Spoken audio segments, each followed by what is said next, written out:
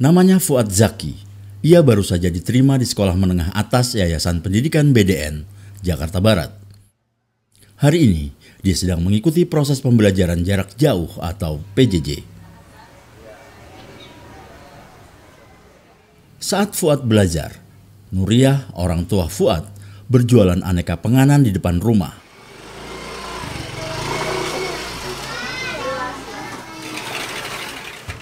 Keuntungannya ia gunakan untuk menambah kebutuhan sehari-hari, termasuk biaya sekolah Fuad.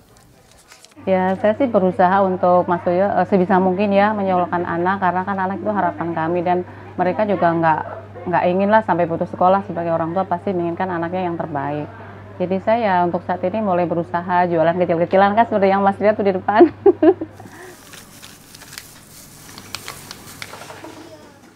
Nuriyah baru 3 bulan menekuni usaha ini. Sebelumnya, ia bekerja di perusahaan garmen di kawasan Jakarta Utara selama 23 tahun. Karena pandemi, perusahaan mengurangi sebagian karyawannya. Malang tak dapat ditolak. Ia salah satu yang kena PHK. Terlebih pesangon tak kunjung diberikan.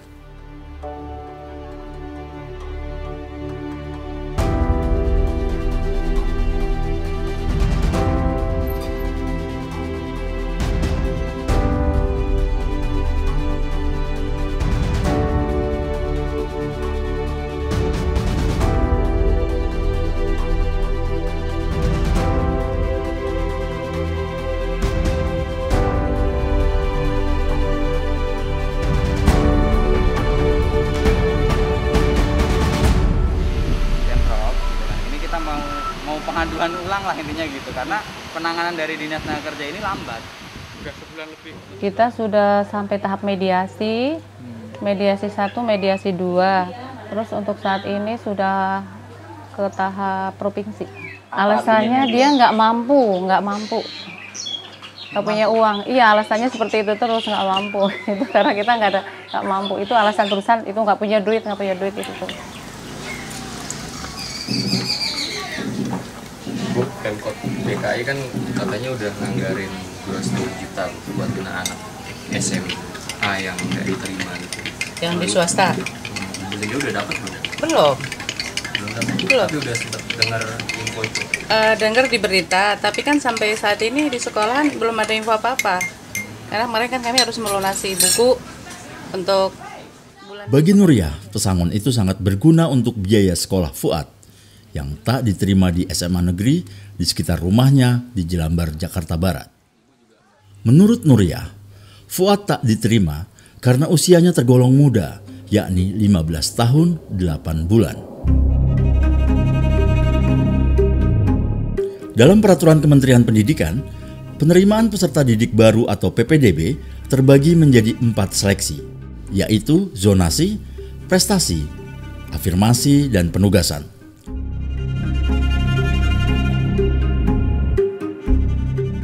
Dari keempat seleksi ini, permasalahan tahun ini terletak pada zonasi. Dalam aturan, prioritas sekolah negeri menerima siswa adalah yang domisilinya paling dekat dengan sekolah.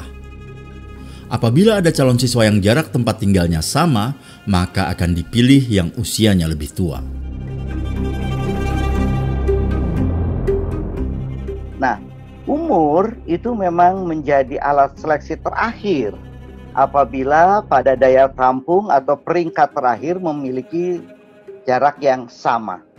Nah, di beberapa daerah justru kemudian usia ini masuk sebagai salah satu pertimbangan prioritas selain jarak. Nah, ini persoalannya di sana.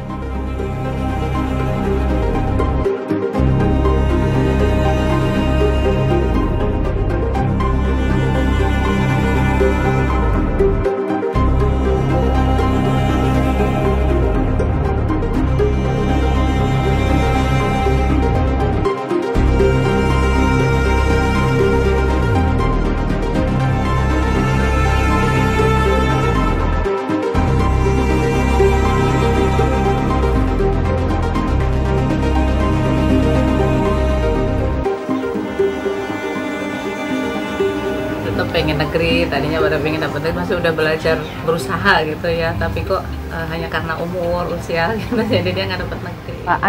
Ada di sekitar sini ada, karena dia kan waktu SD nggak naik, otomatis sisanya lebih tua dong.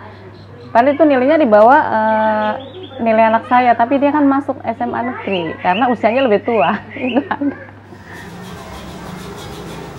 Terkait aturan mengenai prioritas usia siswa ini, Komisi Perlindungan Anak Indonesia atau KPAI menerima lebih dari 200 aduan.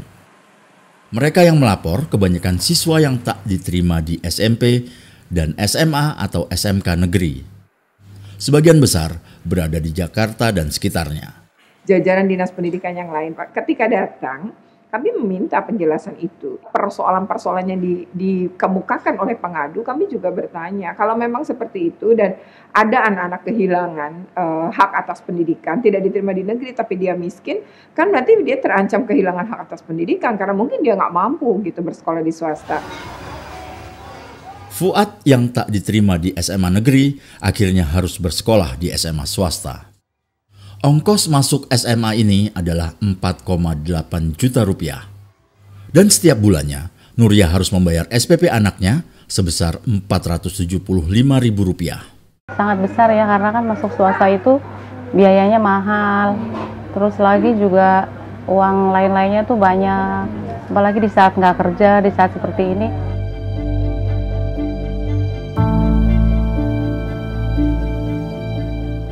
Data Kementerian Pendidikan dan Kebudayaan tahun 2019 menyatakan sekolah di Indonesia jumlahnya tidak berbanding lurus dari SD hingga SMA atau SMK.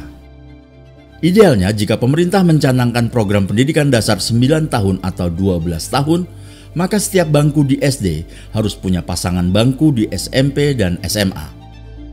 Dengan demikian, tak ada anak yang terancam tidak tertampung di sekolah.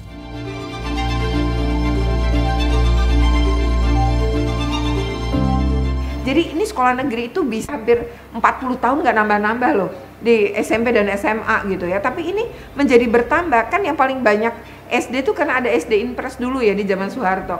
SMP Impres dan SMA Impres kan tidak pernah dilakukan oleh presiden-presiden setelahnya kan. Lalu, apa yang telah dilakukan oleh pemerintah terkait hal ini?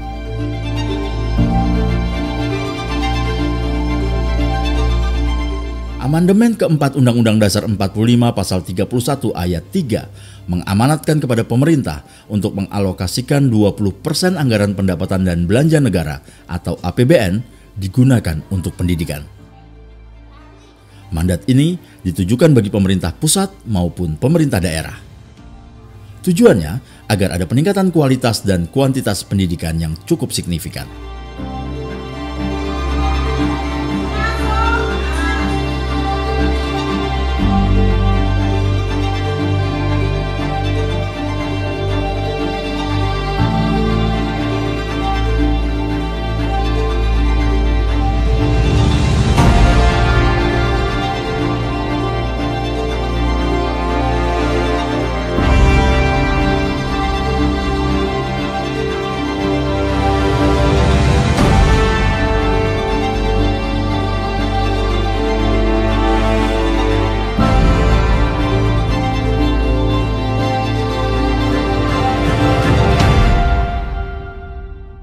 Alokasi 20% itu sebetulnya sangat cukup ya, karena nominalnya itu sebetulnya sudah sangat besar. Hanya saja titik masalahnya ada pada kemampuan tata kelola anggarannya sendiri. Karena banyak sekali anggaran yang dialokasikan untuk belanja tidak langsung untuk pegawai. Bahkan lebih besar daripada belanja barang dan jasa dan modal gitu. Dalam artian biaya untuk sarana dan prasarana itu lebih kecil daripada pembiayaan untuk birokrasi. Inilah yang dimaksud beta dengan biaya birokrasi. Dalam laporan anggaran pendidikan tahun 2016, sekitar 220 triliun rupiah digunakan untuk membayar gaji. Ini sudah termasuk tunjangan atau tambahan penghasilan gaji guru honorer yang diambil dari bantuan operasional sekolah atau BOS, hingga belanja pegawai di Kementerian Pendidikan dan Kebudayaan.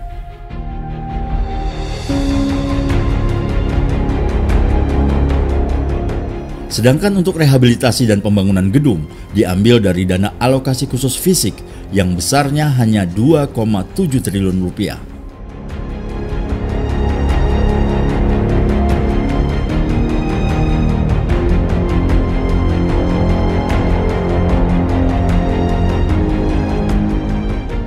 Sisanya digunakan untuk pengembangan pendidikan nasional, dana otonomi khusus, hingga dikelola 16 kementerian yang terkait pendidikan, yang bahkan di dalamnya lagi-lagi untuk belanja pegawai.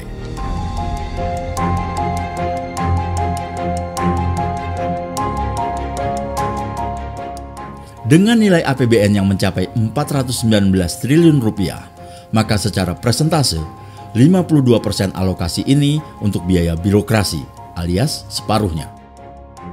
Angka ini mendekati pernyataan Menteri Keuangan Sri Mulyani.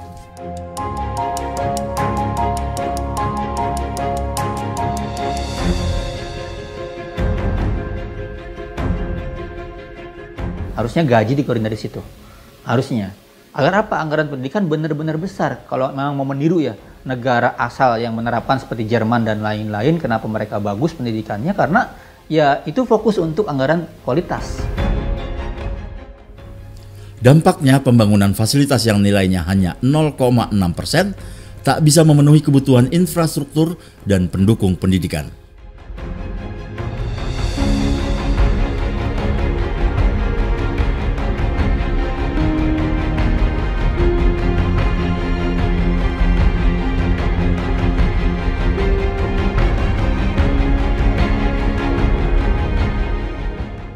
Di sisi lain, pertumbuhan sekolah swasta di Indonesia rupanya berkembang pesat.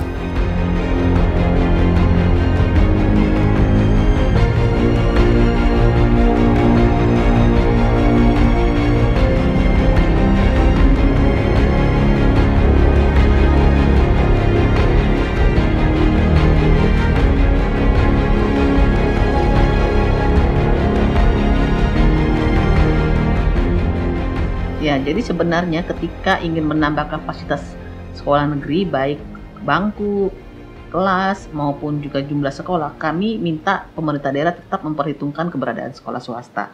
Karena bagaimanapun sekolah swasta juga mendapatkan izin operasional dari pemerintah daerah. Jadi ya udah deh, kita outsource aja ke swasta gitu. Swasta juga membuat pendidikan. Akhirnya apa? Akhirnya swasta pertumbuhannya lebih cepat dibandingkan fasilitas sekolah negeri.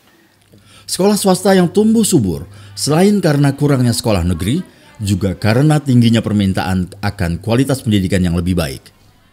Di Indonesia, hari ini dengan mudah kita jumpai sekolah-sekolah swasta dengan standar internasional yang tentu dibarengi dengan biaya sekolah yang fantastis. Pada titik inilah, tak salah jika banyak orang menyebutnya bisnis pendidikan.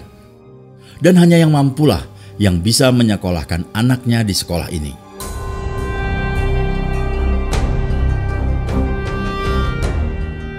Dalam daftar 20 sekolah SMA SMK terbaik, 14 sekolah terbaik dipegang oleh swasta.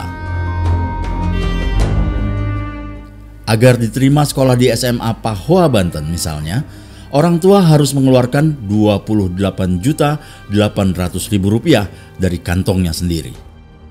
Dan SPP per bulannya mencapai Rp2,7 juta.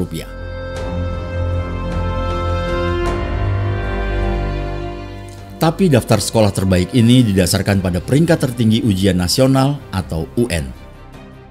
Bukan berdasarkan pada kelengkapan fasilitas sekolah, kemampuan guru didik, kreativitas murid, dan kategori-kategori lain.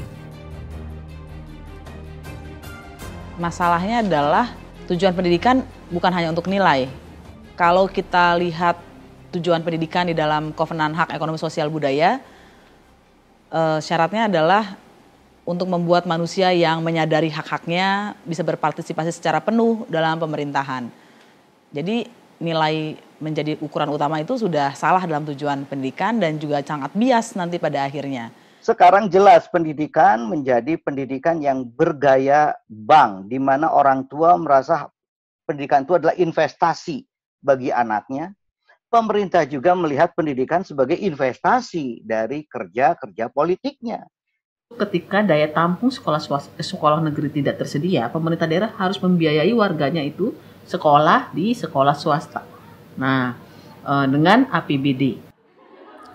Pembiayaan pemerintah yang dimaksud Katarina adalah program Indonesia Pintar atau PIP, yaitu program bantuan dana untuk siswa guna meningkatkan taraf pendidikan. Program ini dilakukan dengan mekanisme Kartu Indonesia Pintar atau KJP. Kartu inilah yang akan berisi bantuan dari pemerintah pusat bagi anak sekolah. Besarnya beragam. Untuk siswa SD sebesar Rp450.000, siswa SMP Rp750.000, sedangkan siswa SMA atau SMK Rp1.000.000.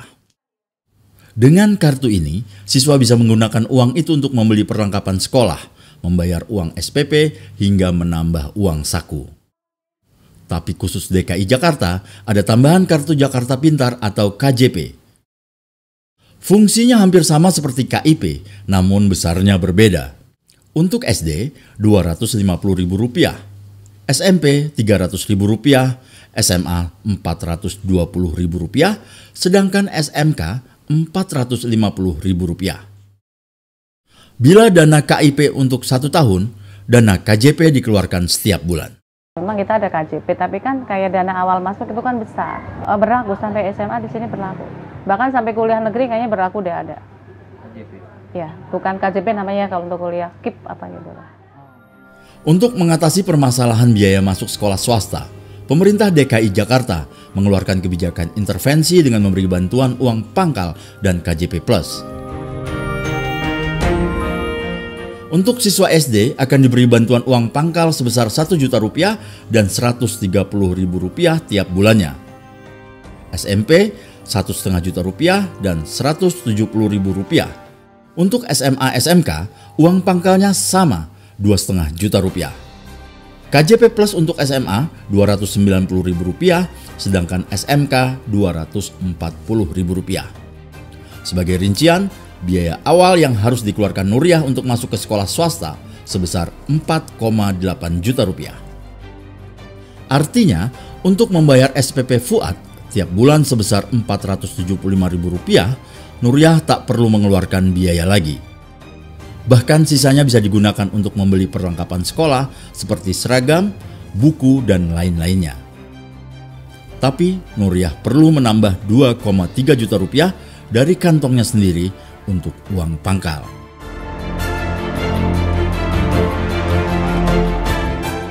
Jadi yang diberikan KJP dan lain itu hanya penyertaannya saja, turunan, sedangkan persoalan intinya tidak diselesaikan. Padahal sebagian besar ketersediaan pendidikan diserahkan pada swasta. Nah akhirnya itu ada kaitannya dengan kualitas. Kualitas bagus diberikan kalau sekolahnya mahal atau kalau orang tua mau membayar mahal. Jadi pada akhirnya kesetaraan pendidikan dalam arti kualitas tidak terjadi. Sekali lagi, ini khusus siswa di Jakarta yang pendapatan daerahnya memang besar. Tapi bagaimana dengan siswa di daerah lain? Dalam catatan kami, hanya 4 daerah di Indonesia yang mampu mengalokasikan dana APBD-nya 20% untuk pendidikan. Yang di Jawa, misalnya Banten, Jakarta, Jawa Barat, kemudian Jawa Tengah, Jogja, Jawa Timur, nggak ada satupun yang memenuhi. Padahal katanya Jawa sebagai pusat ekonomi, Jawa sebagai kira-kira pusat pertumbuhan. Tapi kok dana pendidikannya nggak sanggup. Bahwa belanja daerah itu diprioritaskan untuk pemenuhan hak dasar. Salah satunya adalah pendidikan. Tapi pada kenyataannya itu belum dapat dilaksanakan karena tadi kondisi kemampuan daerah itu berbeda-beda, apalagi di daerah 3T.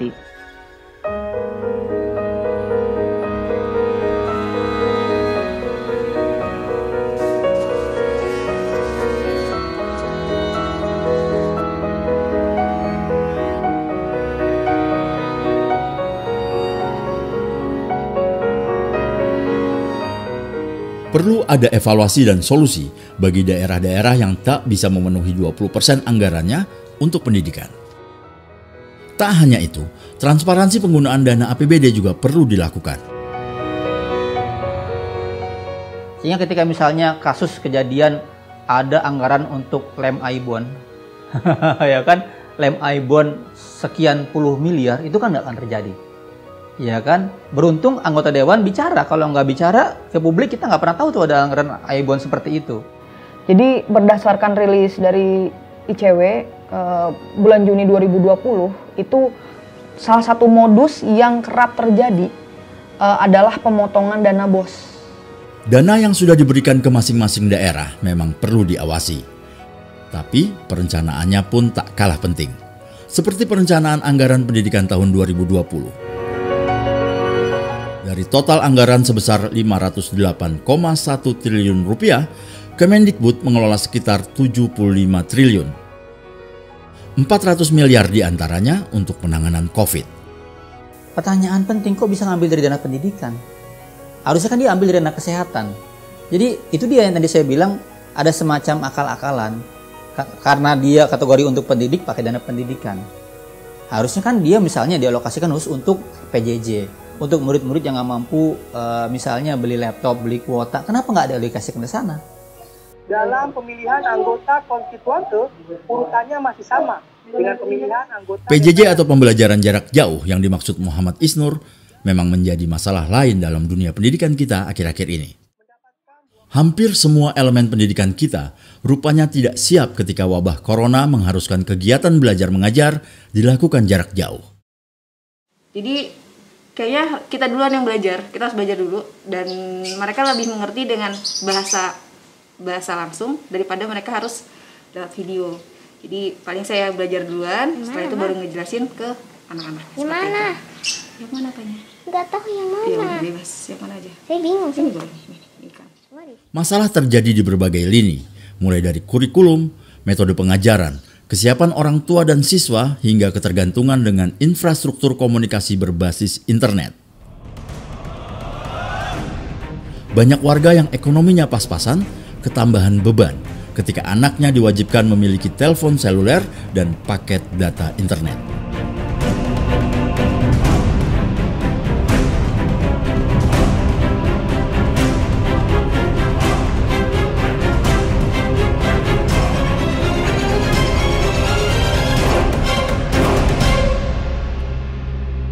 Namanya Gina. Gadis muda ini adalah jurnalis yang tergerak melihat permasalahan ini.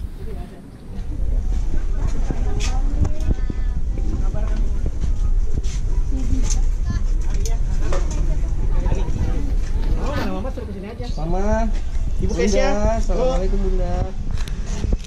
Bu, selama ini belajarnya gimana Bu? Kan nggak ada pakai HP saya kan walaupun udah rusak itu masih bisa WA-an gitu. Jadi melalui ini emailnya juga melalui nama saya enak. Jadi itu kata kakaknya ya insya Allah lah kalau ini mah udah bisa, ini mah bisa langsung kayak Isa Sabrina yang pakai sendiri untuk.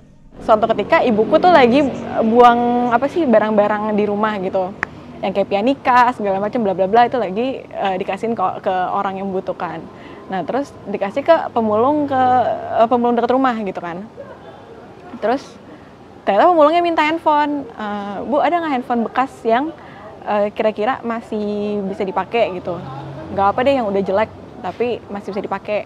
Untuk apa? Untuk anak sekolah gitu kan. Nah kebetulan tuh aku lagi di rumah waktu itu, bener-bener lagi mendengar percakapan itu gitu. Terus kayak kepikiran kan, oh apa kita bikin donasi handphone bekas aja ya gitu kan. Karena kan kalau mau donasi handphone baru mungkin orang masih sayang gitu kan. Kalau misalnya handphone bekas mungkin masih ada banyak yang mau lah gitu.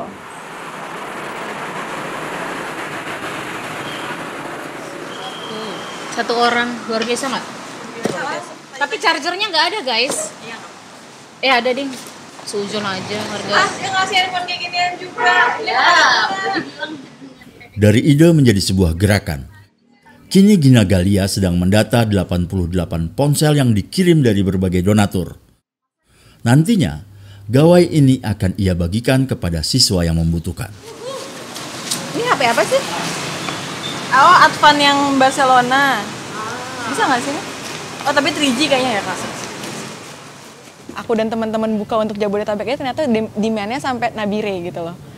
Jadi kayak kenapa bisa sampai yang di sebelah sana tuh benar-benar kita nggak tahu gitu loh. Itu sih. Satu, bagaimana pemerintah itu punya kewajiban menyediakan akses pendidikan internet berbasis internet secara gratis. Yang kedua, ada PR lain adalah ternyata sistem pendidikan tatap muka kita itu ambrol, tidak teruji ketika kita punya keterbatasan ruang, tidak bisa bertatap muka. Berbeda cara guru memanfaatkan media internet dengan tatap muka di kelas. Ini yang harus dalam waktu dekat diperbaiki. Dan yang terakhir, yang ini kita juga tidak tahu bagaimana programnya adalah pendampingan kepada anak-anak yang dalam waktu kurun lama itu terjebak belajar di rumah. Di mana? Oh, kira gitu. Itu rumah anaknya Bu yang gede. Mungkin ini yang dimaksud dengan pendampingan. Wiwit, seorang guru SD kelas 6 di Jakarta Timur, mendatangi kelompok muridnya untuk belajar secara langsung. Sebab dari 32 muridnya, ada satu murid yang tidak memiliki handphone untuk pembelajaran jarak jauh. Meski hanya satu, tapi Wiwit tidak menempatkannya sebagai minoritas. Boleh sampai malam. Sampai jam 12. Sampai jam 12. Diinin aja, nanti dibilang di grup sama Bu Miss Chandra, minta waktu sampai sore lah paling enggak. Kan kita masih ada materi sampai jam 12. Ya? Ada yang bawa HP enggak? Bisa. Nah, itu coba dikasih tahu Miss Chandra. Jadi ada satu yang namanya Atiyah itu dia harus ke rumah temennya yang rumahnya dekat sama dia, harus berbagi HP, hanya satu. Kemudian yang lainnya ternyata HP-nya juga bukan HP yang ya memang Android, tapi nggak support juga. Misalnya nih, saya coba kirim dokumen filenya dalam bentuk Word dokumen yang harus dibuka, atau itu ternyata nggak bisa buka. Jadi saya buka, saya screenshot, terus kirim. Nah, itu contoh soal. Pelindung saat kuncup. Kelopak. Tempat terjadinya pembuahan. Bakal buah. Yang menghasilkan biji. Bakal biji. Dengan mengelompokkan berdasarkan wilayah, ia mulai mengajar. Meski begitu, ia tetap mematuhi protokol kesehatan. Dalam sehari, ia bisa mengunjungi 2 kelompok belajar. Oke, sekarang kita lihat ya. Dengerin biar kamu cepat bisanya nih. Kalau fokus pasti bisa. Dilihat. Negatif 5. Kalau saya punya prinsip gini, ini bukan pengorbanan, bukan, tapi ini pengabdian saya untuk anak-anak yang memang diamanahkan kepada saya tahun ini menjadi siswa saya. Ya inilah caranya saya gitu. Bagi Wiwit, ini adalah pengabdian. Begitu juga bagi Heni Supolo, Ketua Yayasan Cahaya Guru. Tapi menurut Heni, pengabdian tak bisa serta-merta dilekatkan kepada guru begitu saja. Pasti kesejahteraan itu dibutuhkan, pasti. Dan pasti kesejahteraan ini adalah kebutuhan yang sangat dasar. Tapi bahwa guru-guru yang tidak sejahtera ini tidak bermutu. Jadi jangan dibalik. Bahwa guru-guru itu kita bisa tetap menemukan guru-guru yang sangat bisa menjadi cahaya di lingkungannya meskipun kondisinya sangat jauh dari sejahtera. Tahu semua? Tahu, sama-sama dengan Ibu. Oke? Di balik peran yang begitu besar, harus diakui di tengah pandemi ini banyak guru yang kehabisan akal untuk mengajar jarak jauh. Beberapa guru terkesan bahkan hanya memberi tugas kepada murid untuk dikerjakan di rumah, minim interaksi. Proses belajarnya kan ulangannya UTS-nya pakai Google Docs. Ya, yang kita juga sendiri kan masih baru gitu. Kebetulan kalau kerja-kerja kita masih nyambung gitu. Jadi kalau orang tua yang belum pernah sama sekali itu harus pakai password, itu apa semua kan bingung gitu ya. Capeknya 2 kali lipat, capek mikirin tugas mereka sama capek fisik ngerjain yang lain gitu.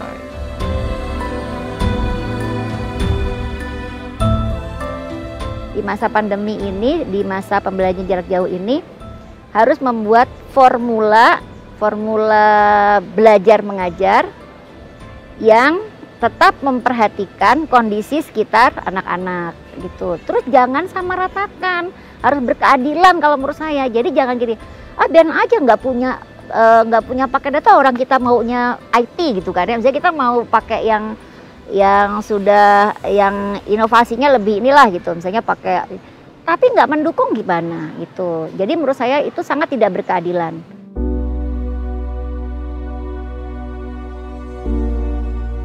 Pendidikan adalah hal yang utama, bukan saja bagi siswa dan keluarganya.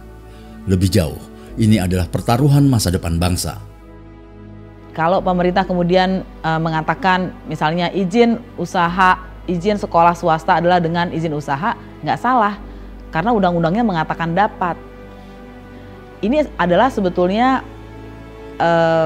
awal dari sebuah komersialisasi pendidikan lagi. Jadi Undang-Undang Omnibus Law akan membuat komersialisasi pendidikan menjadi lebih mudah, menjadi semakin mudah. Keberpihakan dan keseriusan pemerintah mengelola pendidikan menjadi kunci untuk keluar dari keterpurukan. Jangan dibalik, bukan putus sekolah lalu jadi korban eksploitasi. Justru karena mereka miskin, mereka berpotensi jadi korban eksploitasi, termasuk berpotensi putus sekolah, gitu loh. Jadi pemerintah konsentrasinya adalah bagaimana mereka menyediakan sarana yang rata dan terjangkau, sehingga tidak ada lagi orang miskin yang tidak bisa sekolah karena tidak mampu membayar.